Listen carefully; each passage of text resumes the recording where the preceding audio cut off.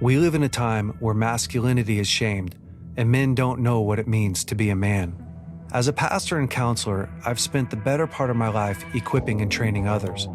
My goal with this show is to translate my hard-earned experience into tools and tactics to help you become stronger as a man. This is the BraveCo podcast. I'm your host, Jason Valentin.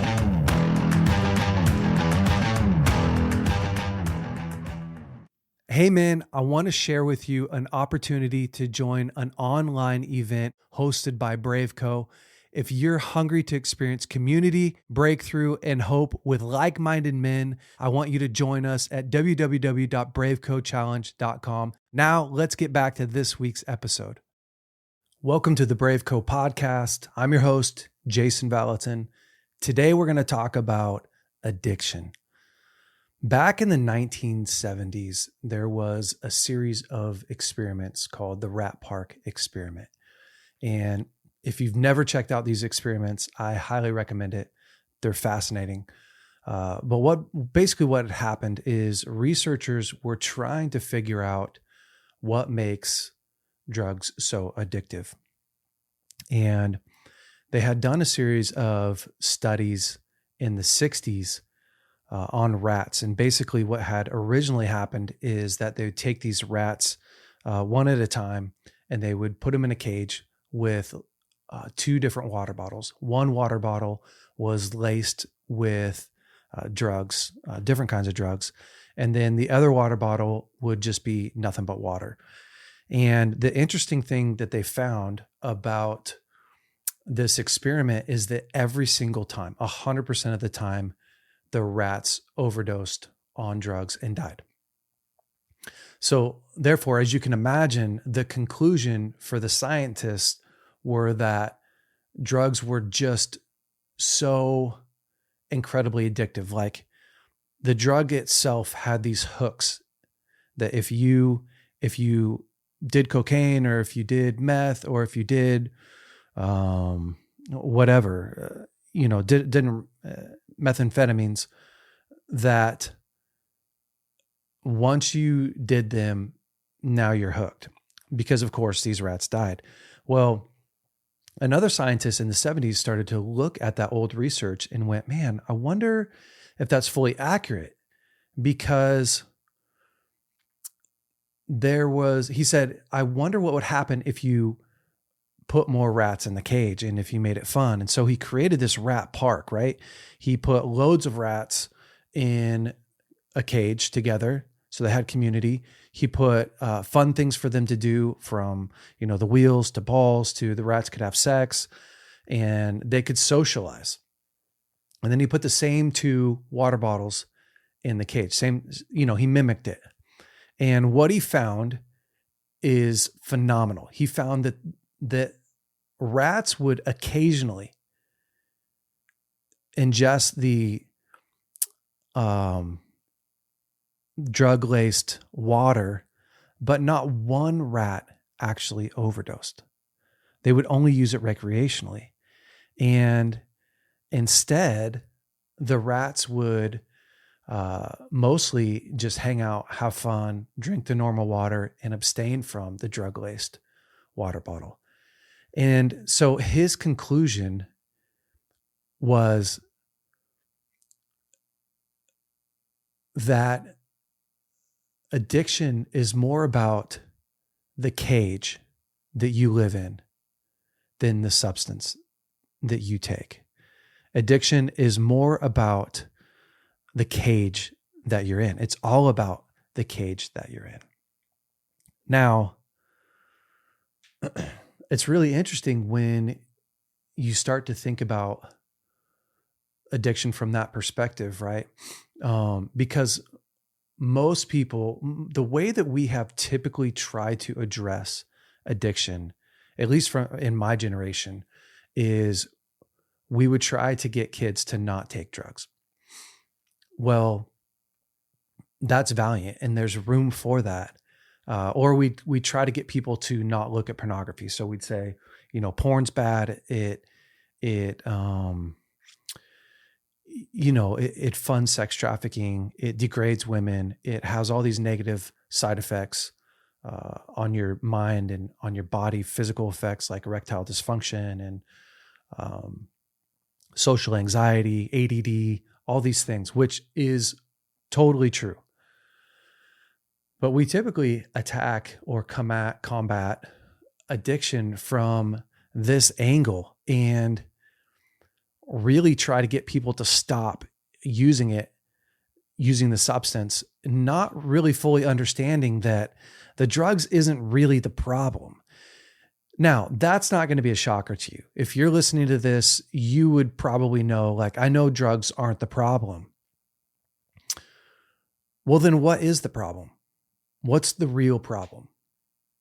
What's actually driving the addiction? And this is what they really began to study in the 70s. So you have these rats that when they get put into a cage all alone,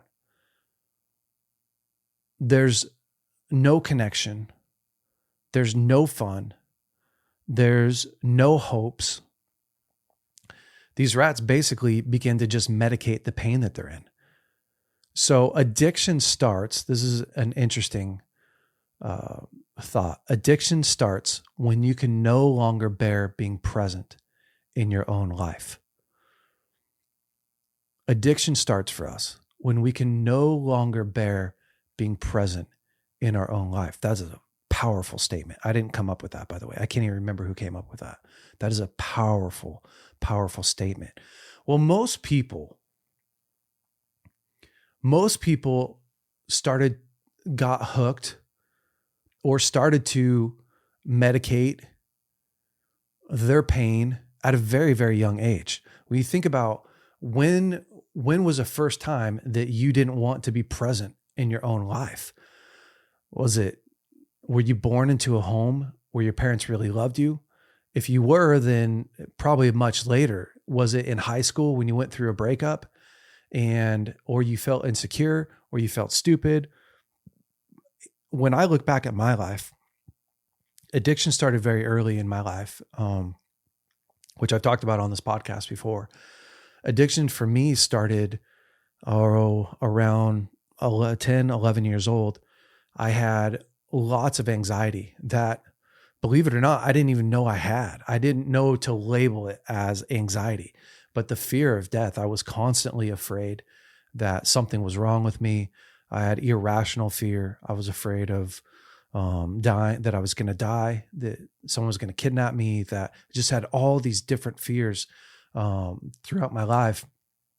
And I began to use masturbation as a way to comfort myself to the point where I could not masturbate in a day, several times a day.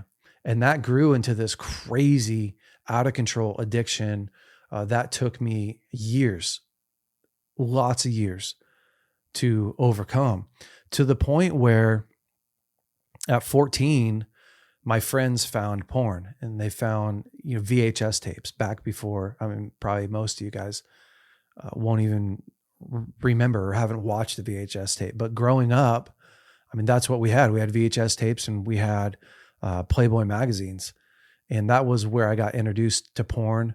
And actually a little bit before that, it was Showtime on a fuzzy screen. So I had TV in my room so that we could play like Tecmo football and Nintendo, basically, and Super Nintendo, with my friends. And we didn't have any channels. We didn't subscribe to any channels, but in Weaverville in the mountains, like, you could flip through the different channels, and through like a really fuzzy screen, you could watch Showtime or things like that. Well, man, at 14 years old, Red Shoe Diaries, Showtime, late night Showtime was like, probably wouldn't be a massive deal today because of what everyone has access to. But back then it was like the go-to. And that became so medicating for me. Feeling stressed, feel insecure, feel bored. That was my go-to. And it took me a very long time to really get over that and address that in my life. But when we go back and look at, think about where addiction started in your life. Most people's lives, it starts when they're young because the pain starts when they're really young. And the average kid is getting introduced to pornography from about 8 to 11 years old now, psychologists are saying. That's early, man. One, because it's so accessible. You can get it on your, phone, your computer.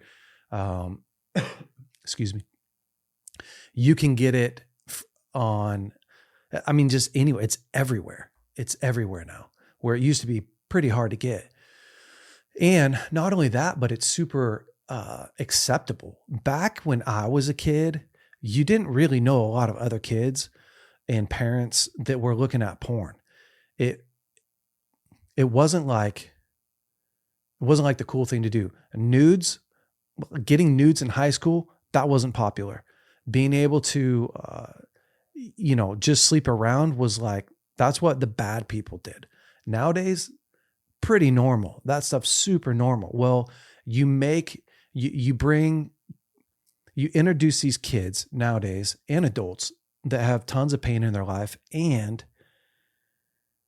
you make it really normal and take the conviction away, even the healthy peer pressure that I grew up under to abstain from that stuff. And man, we have just full blown problems, just people, just completely out of control and not really often putting two and two together. It's interesting. Also, I see a lot of men, when we're talking about porn, especially, a lot of men move out of one addiction from one prison into a completely other prison. And to me, that is it's an accountability prison. And before you like shut this off and whatever, think I'm talking heresy. It's true. I worked with sexual addicts for a very long time. And what I saw is that although the guys could stop using porn or sleeping around or using women or other men or masturbating, what they would get stuck in is they would get stuck in like this prison of, I can't go to Blockbuster Video when we used to go to Blockbuster Video. I can't get on my phone. I have all these devices to track, where I've been. And my mind is this minefield. The world is a minefield. It's a land minefield that is just waiting to explode me. Now, on one side of it, again, before you end this podcast, on one side of it, I fully understand that there needs to be some serious precautions and safety measures when you're coming out of a full-blown addiction. Absolutely. Feel free to get rid of your computer. It's not worth it. Feel free to get rid of a cell phone that you can surf the internet on. Absolutely. Feel free to put protections on your computer. But at some point, it would be my hope that every man would graduate from the place of being so bound by fear and bound by these limitations, that he would be stuck in another prison. Now, is that to say, hey, I just search whatever I want to on the internet? Absolutely not. But I've watched so many men get stuck and end up forever inside of their accountability group. And all they're ever talking about is where they messed up and how they almost messed up and what they almost messed up about. And all they talk about, they won't share, their story to the outside world. And we talked about that in Weaponizing Your Story. So if you guys remember back to that podcast, we've talked about weaponizing your story and coming to the point where you are no longer ashamed of your story. Because again, your story, if you're ashamed of the things that you were stuck in or are stuck in, that just keeps you stuck there longer. And that becomes a prison. So I've just watched so many guys never reach full freedom because of the fear of being made fun of, the fear of being the outlier, the fear of also falling back and getting stuck into it, instead of really going back and addressing, well, what's driving this addiction? What's the fuel behind it? And because if you think that the porn's fueling it, you're wrong. If you think that women are fueling your addiction, you're wrong. If you think that masturbation is the fuel to your addiction, you're 100% absolutely wrong. If you think that marijuana or cocaine or meth is the thing that's fueling it. Now, do I think that you could be addicted to those things? Absolutely. But that's not the fuel. That's not what started it. And it certainly isn't what's going to end it. Because on the flip side, I'll share a really interesting story. On the flip side, you can stop something and still be bound by it. I was watching Biggest Loser, this television series, probably, I don't know, 5 or 6 years ago, maybe even longer. It's basically whoever loses the most weight in, I think it's 9 months, wins. And these people come on, they get selected from men and women from all over the country, all different backgrounds and life experiences. And they all have, an exorbitant amount of weight that they need to lose. And you see that they work with the trainers for probably 5 or 6 months and get to the point where they really understand how to eat well, and they really understand how to work out and how to take care of themselves. And then they leave and they go home for a couple of months, and there's this big reveal. There's this big finale. And at the finale, that's where the audience, the TV audience, gets to see these people after not seeing them for a couple of months. And same with the trainers. The trainers haven't seen them for a couple of months. And there's going to be this really big reveal, and we'll find out who the biggest loser is. Pretty awesome. So I was super into the show. It's just fun to watch people get breakthrough, lose weight, fun to address some of the issues in their life and get after it. Well, there was this girl, I think her name was Shannon in the show. I can't remember 100%, but she had been doing really good and losing a lot of weight. And she was kind of tied with a couple other people. And when she coming in, I think she was like 260 pounds. When she came back, maybe it's like 6 months later, I can't even remember how long. When she came back, she was literally anorexic. And when she stepped on to the stage, like they did this big reveal and welcome Shannon, she walks out and you could hear the crowd on TV gasp. Now, part of it was because, oh my gosh, she's lost so much weight. But the other side was people were like, oh my gosh, she looked skin and bones. Her arms are super skinny. Her cheeks were sucked in. You could see, her facial structure in a way that you probably shouldn't be able to. I mean, the girl had gone from like 200 and something pounds to like 119, 114 pounds, clearly anorexic.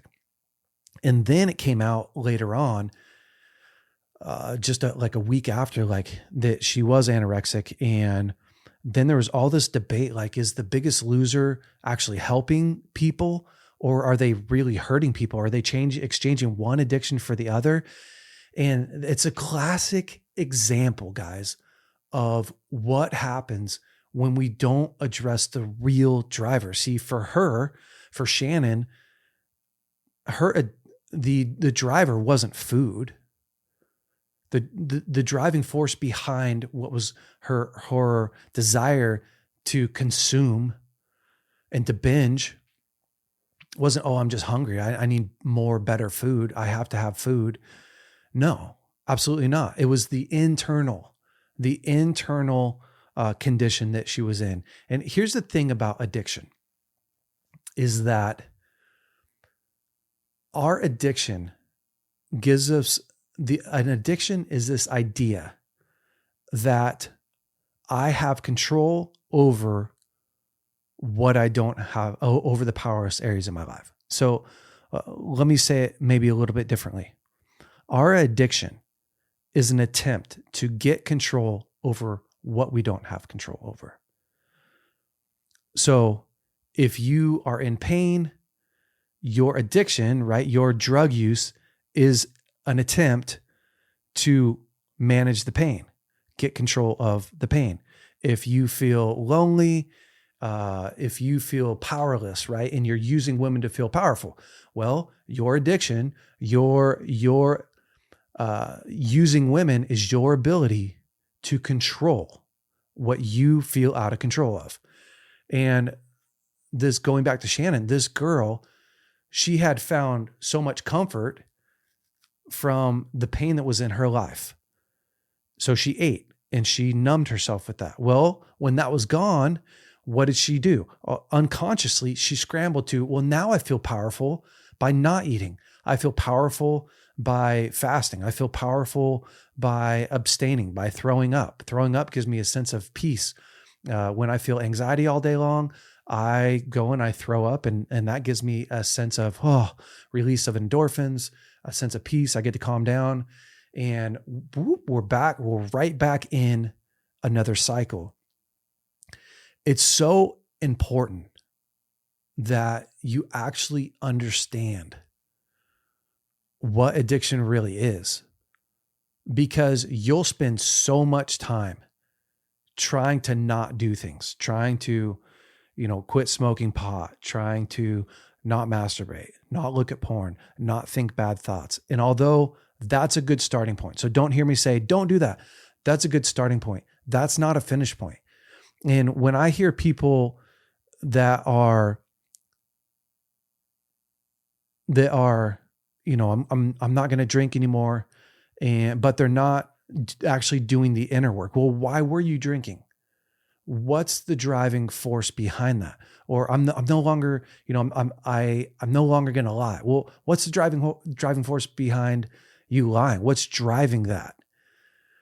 Because you'll just trade one thing for another. You'll trade working out, obsessively working out, for drinking. And although that's better, it's still a prison. You have to have it. You're dependent upon it. You have to have it in order to feel, quote unquote, good about yourself, in order to cope. Or you go from bulimia or anorexia to, again, working out full time, or to men or to women, or to, you just trade one thing for the next. And man, it's so sad, because you'll spend, if you just stop and you go, what's actually driving me?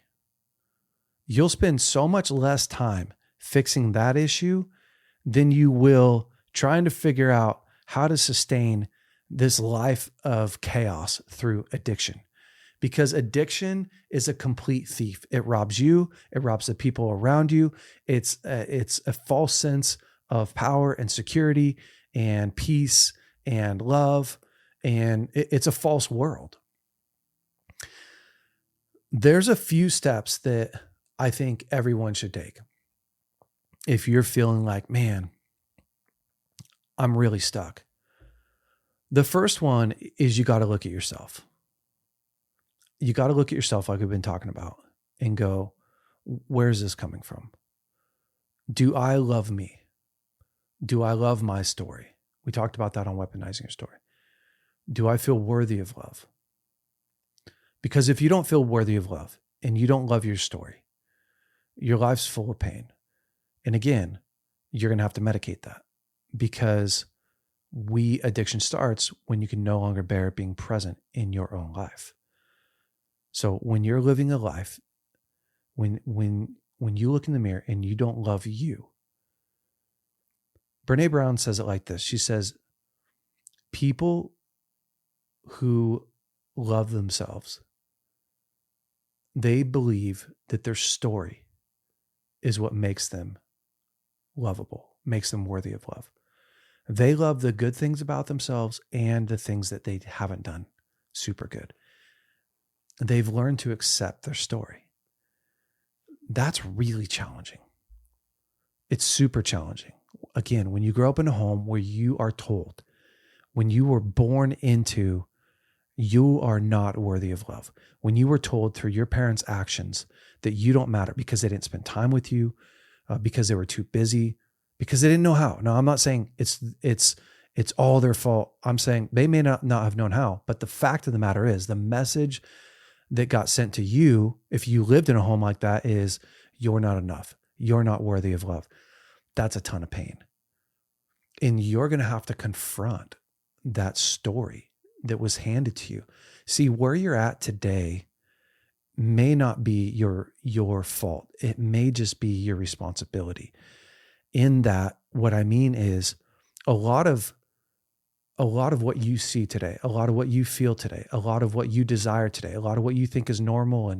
And like, if you don't think that you are worthy of love, you probably weren't the originator of that message, the author of that message. My guess is somebody created that story for you, that storyline, introduced that to you, and now you're running with it and you just reinforce it through all these different places in your life. And the challenge is you've got to untangle that, unwind that, and really run it back. You got to start again going, I need to get to a place where I believe I'm worthy of love. Because until then, you may stop porn, you may stop drugs, you may stop drinking, you may stop using women or men.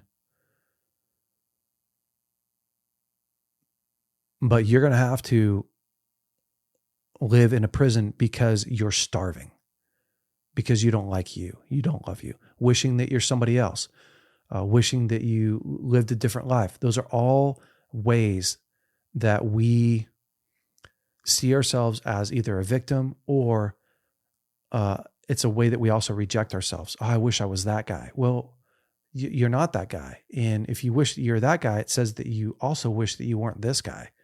There's a lot of pain wrapped up in that. I'm not trying to kick a dead horse. I'm trying to open up our eyes so that you can start to pinpoint and really dial in, man, until I build a life that's full of beauty, until I build a life that I really love, until I build a life that I'm proud of, until I am proud of me and my story and really love me and my story, I am going to be searching for things to fill this void, this gap. And that 100% of the time leads me down paths of destruction and pain. And so, step one, learn to love you. What are some great ways to do that? Healthy boundaries. Super hard to feel like you are caring for yourself. That's what self-love is. Change the word love for care, self-care, that you are taking care of yourself unless you are really working on having good, healthy boundaries. And then learning what your needs are and meeting those. You have to put those two together, right? Because without boundaries and without needs, there's no way to actually feel cared for from yourself or in another relationship. Without boundaries and without needs.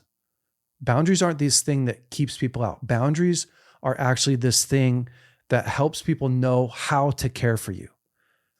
I have a door on the front of my house, as do you, and that door is not meant to keep everyone out. That's a secondary purpose. The first purpose of that door is to create a way for people to come into my house. If it was just to keep people out, instead of my door opening to the inside, it would open to the outside. And here's why. What's harder to break down? Is it harder to kick a door in that opens in, or is it harder to kick a door in that opens out? It's harder to kick a door in that opens out. So these doors in our homes weren't meant to keep people out. They're meant to give people a way to come in. There's a right way to come into my house and a wrong way to come into my house. If you knock on my door in a polite way, I know, one, you're a normal human being, and I feel cared for by that on some level. If you come up to my door and you knock excessively, I don't feel cared for by that. Worse, if you just walk in my door, now we're going to have a conversation. If you break down my door, it's a fight for sure. 100% of the time. Anybody that comes to my door and breaks my door down, they're going to get my full force, my full wrath, because they are saying, I am not protecting you. I'm not going to care for you. I have my best interest in mind. Okay. Think about if I didn't have a door in my house. Proverbs says it like this: a man who lacks boundaries is like a city whose walls broken down. Or a man who lacks self-control is like a city whose walls are broken down. When there is no walls to your city, when there's no door to your house, anybody just comes in and out and takes whatever they want, and therefore diminishes the value of that sacred space, you. If you're going to get to a place where you love your story, where you love you, you have to have these gates in your life that protect yourself, that has needs attached to it, healthy needs. Y'all have body, soul, spirit needs. Maybe we'll do a podcast on that next or something, but we all have these needs and these boundaries that if you don't take care of them, you're in pain. But furthermore, when we do take care of them, we send a message to ourselves and to the world around us. I am worthy of love. I'm worthy of adoration. I'm worthy of patience and time and all kindness. And that begins to counteract the message that you were sent, assuming that you were sent a painful message from your home. Now, does all addiction start from the home? Golly, I don't think all of it, but a freaking lot of it does. I think the majority of addiction starts from what happened in the home. And I think that you'll see psychologists back that up, that kids not feeling cared for, not being poured into, not being taken care of,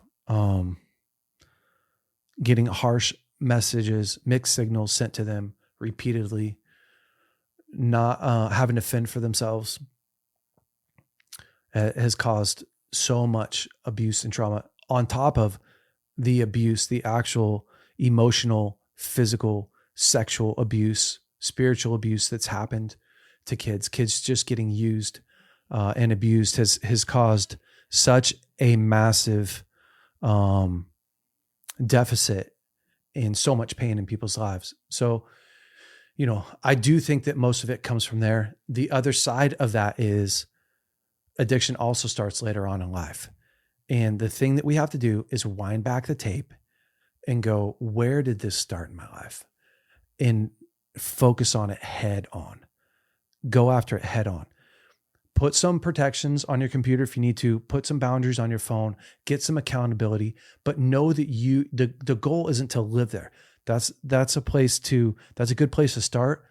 But we want to come all the way through into the other side where you trust you, where you trust you to the point because you know that you've dealt with the root issue, whether it's the pain that you got from your childhood, whether it's the way that you see yourself, whether it's loneliness, whether it's, I just have so many stories, different stories, which mostly started at home or from a boyfriend, or a girlfriend, but that message was typically reinforced by what happened at home.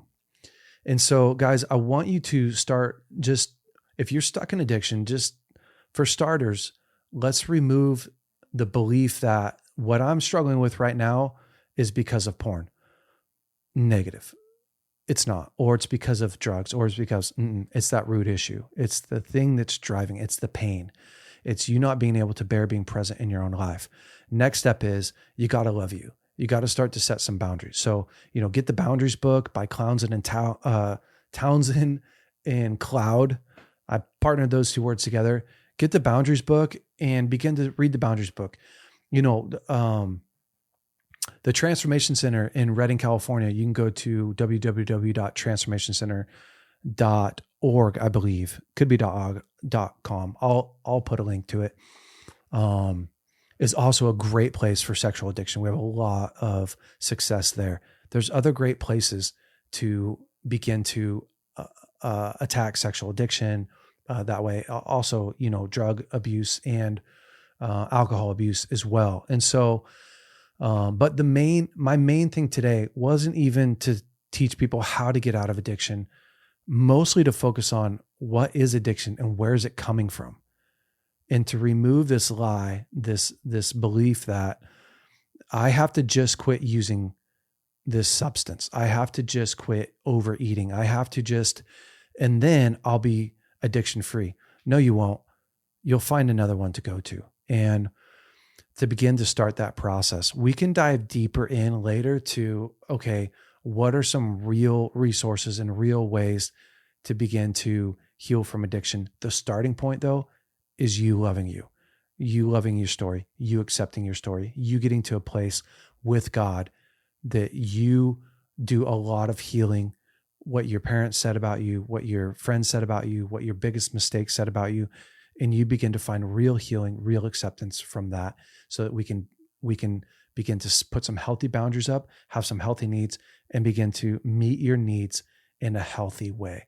Because again, addiction is our way of meeting our needs in an unhealthy way.